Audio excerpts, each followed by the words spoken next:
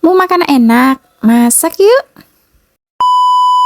Kali ini mau berbagi sedikit resep bubur pedas ala Rumah Vera. Untuk resepnya sendiri itu tergantung selera masing-masing ya.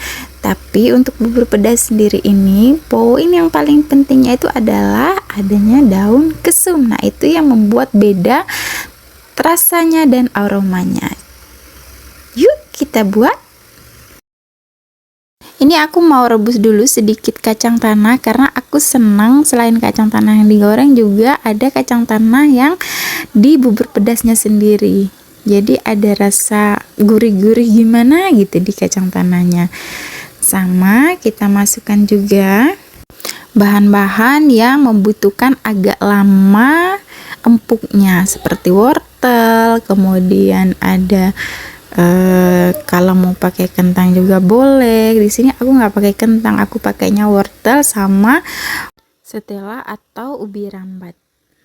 Sambil menunggu bahan yang tadi direbus, ini aku persiapkan dulu bumbu-bumbunya. Ini aku menggunakan 4 siung bawang merah, kemudian ada 10 siung bawang putih. Kemudian aku tambahkan kurang lebih 1 sendok makan juga. Ini harusnya aku menggunakan lada putih, tapi berhubung lada putih aku sedang habis, jadi aku menggunakan lada hitam. Nah, untuk lada hitam sendiri aku cuma menggunakan tidak sampai 1 sendok, karena kalau untuk lada hitam sendiri itu rasanya strong ya. Kemudian tambahkan juga tadi 1 sendok makan ketumbar. Ini aku menggunakan ketumbar bubuk juga. Selanjutnya ini di blender sampai halus.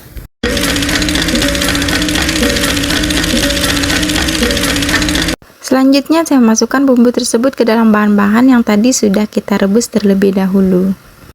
Nah, ini tergantung ya, ada yang menggunakan terasi, ada yang tidak menggunakan terasi. Kalau aku pribadi itu sangat menyukai dengan adanya aroma terasi ini. Jadi, aku tambahkan untuk menggunakan terasi yang ini itu 1 bungkus, atau kalau menggunakan terasi yang berwarna putih itu biasanya aku goreng terlebih dahulu supaya aromanya lebih berasa lagi. Jika dirasa bahan-bahan yang sudah kita rebus tadi itu agak sedikit empuk, baru kita tambahkan beras dan kelapa. Di sini beras dan kelapanya itu sudah disangrai dan di blender halus ya. Nah, ini aku menggunakannya kurang lebih 250 gram.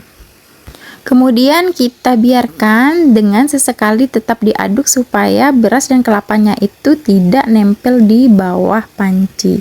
Sambil menunggu beras dan kelapanya itu udah mulai mengembang, di sini aku mau buat topping-toppingnya dahulu, atau aku mau mempersiapkan topping-toppingnya terlebih dahulu. Untuk toppingnya sendiri aku tetap menggunakan kacang yang digoreng, walaupun tadi sudah ada kacang yang juga dimasukkan ke dalam bahan-bahan yang tadi ada di panci, tapi tetap untuk toppingnya aku mempersiapkan kacang yang digoreng. Selain kacang juga aku persiapkan teri goreng. Nah, jika tampilan dari bahan-bahan yang tadi sudah kita masak itu seperti ini, sudah mengental, kita akan tambah bahan-bahan yang lainnya. Nah, ini dia daun yang menjadi ciri khas daripada bubur pedas, yaitu daun kesum.